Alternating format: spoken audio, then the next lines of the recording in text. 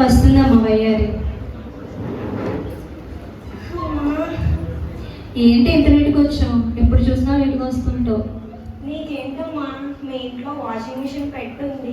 మా ఇంట్లో ఆ పాతబడిన రాయి మీద బట్టలు ఉతికి ఉతికి ఉతికి చేతులు నొప్పు పడుతున్నాయే బాబు. అవి అందరిలో ఉండే బాధలే కదా బాబు. అన్నట్టు నీకు ఒక విషయం చెప్పాలి. చెప్పు. సృజన లేదు, ఆ సృజన ఏమో నేను అక్కడ మాటలు ఇక్కడ, ఇక్కడ మాటలు అక్కడ చెప్తానట. నేనేమో పెద్ద శాడిస్ట్నట. నిజమే కదా? ఏంటన్నా? ఏం లేదు, నేను చాలా మంచిదని అని చెప్తున్నాను. ఏంటో అందరి కళ్ళు నా మీదే. షాపింగ్ టైం అయిపోతుంది. అయ్యో ఎంత లేట్ అయిపోయిందో నా షాపింగ్. వచ్చిందమ్మా వయ్యాలి. ప్రజ్ఞ ఏంటి? ఒకసారి రా మాట్లాడాలి. అబ్బా నాకు టైం లేదే, నాకు షాపింగ్ వెళ్ళాలి. పర్లేదు రా అమ్మా. అయ్యో సరే చెప్పండి. ఏం లేదు, నీతో మాట్లాడదామని. అవునా, సరే చెప్పండి. చూడే, కొత్త ఫోన్ అనుకుంటా. ఎంతలా తిరుగుతుందో, డబ్బు ఉందని పొగరు. ఇంకేంటి?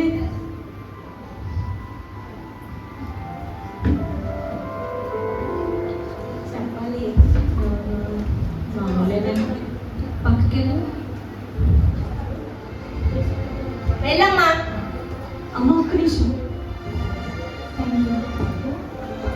అదేంటి వర్క్ తీసుకున్నావు? చెత్తబుట్లో పడేగా. ఇప్పుడు ఇది ఎలాగో అయిపోయాక షాపింగ్కి వెళ్తానా? షాపింగ్కి వెళ్ళాక డిన్నర్ చేయాలి. డిన్నర్ చేశాక చేయి తుడుచుకోవడానికి పనికి వస్తుంది.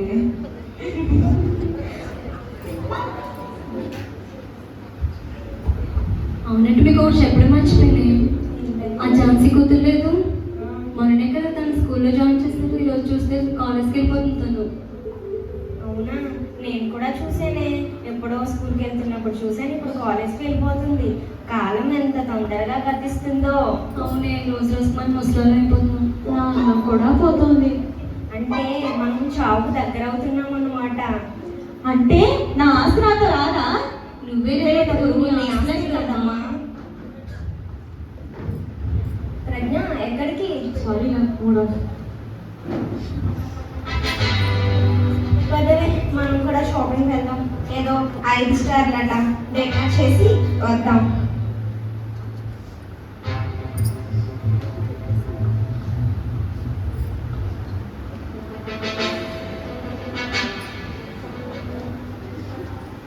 ఏంటి, నేను రోజు రోజుకి చావుకు దగ్గర అయిపోతున్నానా? అదేంటి, ఇప్పుడు నేను సంపాదించిన ఆస్తి అంతా నాతో రాదా? నేను చేసినంత వ్యర్థమేనా? ఇప్పుడు నేను ఏం చేయాలి? నాకేం అర్థం కావట్లేదు. నా ఆస్తి నాతో రాకపోతే నేను ఏం చేయను? నా ఆస్తి మొత్తం పోతుంది. నేను కూడా చచ్చిపోతానా? అయ్యో, నాకేం అర్థం కావట్లేదు. సరే, దీని గురించి నేను ఎవరినన్నా అడుగుతాను. ఒక సైంటిస్ట్ని అడిగితే బాగుంటుంది. వెంటనే వెళ్ళి ఒక సైంటిస్ట్ నేను కలుస్తాను.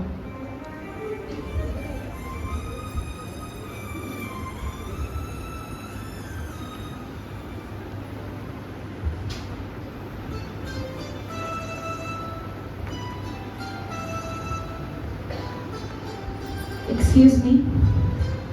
చెప్పండి, మీతో కొంచెం మాట్లాడాలి. కూర్చోండి.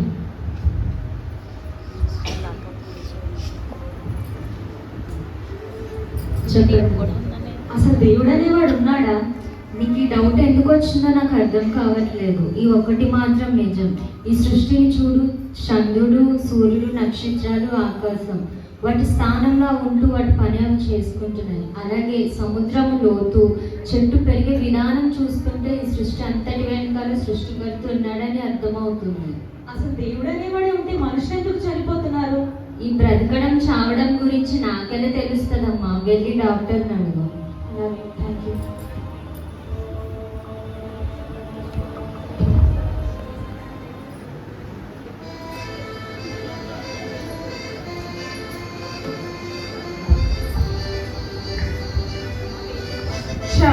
పెద్ద పెద్ద చదువులు చదివాను, డబ్బులు ఏం రావడం లేదు.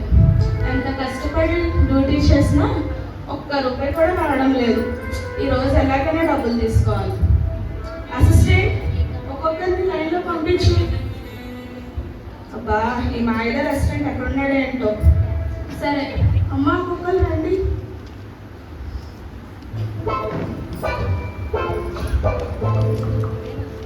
డాక్టర్ డాక్టర్ రండమ్మా, కూర్చోండి. ఏంటి మీ ప్రాబ్లం చెప్పండి. నాకు 2 లక్షలు అప్పుంది డాక్టర్, మీరు తీరుస్తారా? అమ్మ నేను ఉన్నది మీ రోగాలు నయం చేయడానికి కానీ మీ అప్పులు తీర్చడానికి కాదు. మీ సమస్య ఏంటో చెప్పండి. నాకు సడన్ గా షాకింగ్ అనిపిస్తాయి డాక్టర్, సడన్ గా ఆనందం వస్తుంది, సడన్ గా బాధ అనిపిస్తాయి డాక్టర్. ఇవే అన్నీ చెప్తే ఇదే మా భాషలో పెంచుంటారులే. సరే ఉండయి. ఏంటి రాస్తున్నారు డాక్టర్? కంగారు పడకమ్మా, నీకే కదా ఇస్తాను. తీసుకో. ఏంటి డాక్టర్ సీరియల్ లిస్ట్ ఇచ్చారు? నువ్వు ఉన్న సీరియల్స్ అన్ని చూడడం మానేస్తే నీకున్న పిచ్చి ఆటోమేటిక్గా తగ్గిపోతుంది. సరే డాక్టర్. ఏంటో ఈరోజు కేసెస్ అన్ని ఇలానే దొరికాయి. సరే చూద్దాం.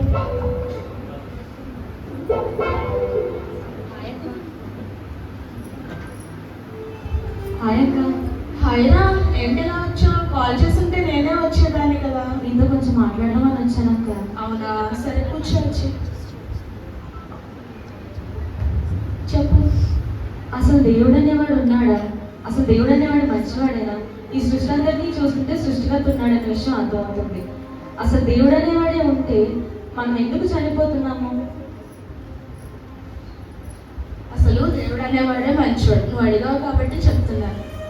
నేను నా సర్వీస్లో 1000 కోట్లు ఆస్తున్నాడైనా ఎప్పుడొకప్పుడు చనిపోతాడు. అలాగే 1000 రూపాయలతో జీవనం సాగించేవాడైనా ఎప్పుడొకప్పుడు చనిపోతాడు. కానీ ఒకటి మాత్రం గుర్తుపెట్టుకో, పాపానికి జీతం మరణం. అది మాత్రం మర్చిపోకు. అలా అయితే పాపం చేసిన వాళ్ళు చనిపోరు, కానీ మంచివాళ్ళు కూడా ఎందుకు చనిపోతున్నారు అక్క? ఇదెక్కడ న్యాయం? ఈ న్యాయాలు ధర్మాలు నాకేం తెలుస్తారా? వెళ్ళి లాయర్ని అడుగు. అలాగే, థాంక్స్ అక్క. Okay bye.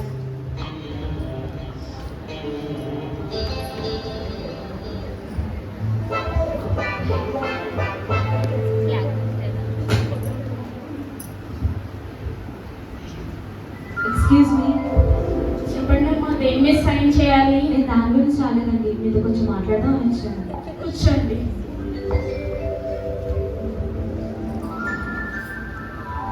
ఇప్పుడు చెప్పండి అమ్మా, మీ డౌట్ ఏంటి? ఈ సృష్టి అంతటినీ చూస్తుంటే సృష్టికర్త ఉన్నాడనే విషయం అర్థమవుతుంది. పాపం చేసిన వాళ్ళు చనిపోతున్నారు, దానిలో న్యాయం ఉంది. పాపం చేయలేని వాళ్ళు కూడా ఎందుకు చనిపోతున్నారు? ఇదెక్కడ న్యాయం? నేను ఒక లాయర్గా చెప్తున్నానమ్మా. ఈ లోకంలో నీతిమంతులు అనేవారు ఎవరూ లేరు, ఒకరు కూడా లేరు. ఉదాహరణగా చెప్పాలంటే, నువ్వు పుట్టినప్పటి నుంచి ఈ క్షణం వరకు నీ ఆలోచనలు, నీ రహస్య పాపాలు అన్నిటినీ ఈ స్క్రీన్ పై చూపిస్తే నువ్వు నుంచి పారిపోదు. నువ్వనే కాదు, ఇక్కడ ఉన్నవారు అందరి పాపాలు కూడా, నా పాపాలు కూడా ఈ స్క్రీన్ పై చూపిస్తే ఒకరి మొక్కలకు చూపించుకోవడానికి సిగ్గుపడతాం. ఎందుకంటే మన ఆలోచనలు అంత భయంకరం, మన పాపాలు అంతే భయంకరం. అలాంటిది ఆ పరిశుద్ధ దేవుడి ముందు మనం నిలవబడగలుగుతామా? ఒకటి మాత్రం గుర్తుపెట్టుకో, పాపానికి ఖచ్చితంగా శిక్ష పడుతుంది. అదే నిజం, అదే న్యాయం. Thank you.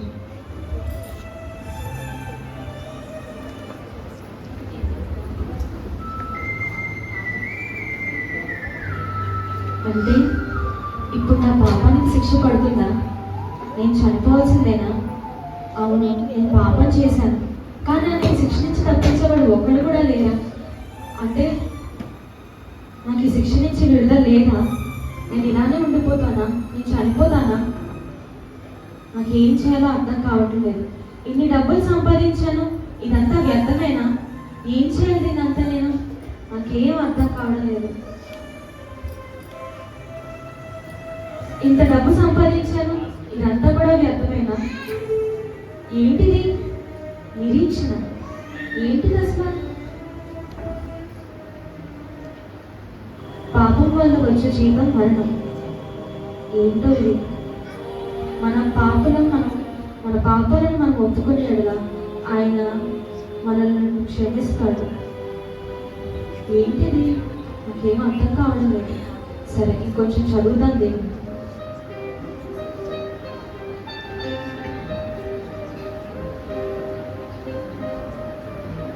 మన పాపాలు మనం ఒప్పుకునేలా ఆయన మనల్ని క్షమిస్తాడు, మన పాపాల నుండి విడిపిస్తాడు, మనల్ని పవిత్రులుగా చేస్తాడు.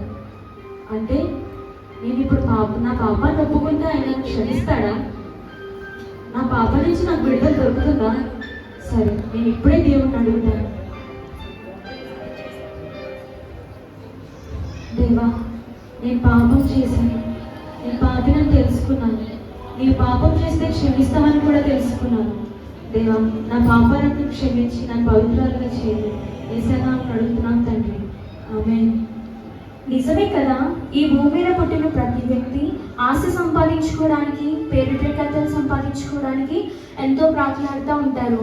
అయితే ఆస్తి కానీ, పేరు ప్రఖ్యాతలు కానీ, మన బంధువులు కానీ మన మన్నంలో మనతో పాటు ఎవరు రారు. మనం ఎంత ఆస్తిని సంపాదించుకున్నా, మనం ఎన్ని పేరు ప్రఖ్యాతలు కలిగి ఉన్నా మన మన్నంలో అవేమి మనతో పాటు ఉండవు. నిత్య నరకాగ్ని నుంచి మనల్ని తప్పించలేవు. ఉగ్రత దినమందు ఆస్తి అక్కడకు రాదంట. మనం ఎంత కలిగి ఉన్నప్పటికీ కూడా మన మన్నంలో ఇవేమి మనం పట్టుకొని వెళ్ళలేము. అయితే ప్రతి పరిస్థితిలోనూ మీకు తోడుండేవాడు, మీ మన్నంలో మీకు తోడుండేవాడు, మీ మన్నంలో మీతో పాటు ఉండేవాడు, నరకం నుండి తప్పించేవాడు, పరమునకు చేర్చేవారు ఒకే ఒక్కరు ఉన్నారు. ఆయనే ప్రభు అయిన యేసుక్రీస్తు. ఈరోజు నాకెవరూ తోడు లేరు, నేను ఒంటరి దాన్ని అని అనుకుంటున్నావేమో, ప్రభు అయిన యేసుక్రీస్తు నీ కొరకు నీకు తోడుగా ఉన్నారు. ఎన్నో ప్రయత్నాలు చేసి ఉన్నారేమో ప్రభునందు నమ్మిక ఉంచండి. దేవుడి మిమ్మల్ని దీవించుగాక. ఆమేన్.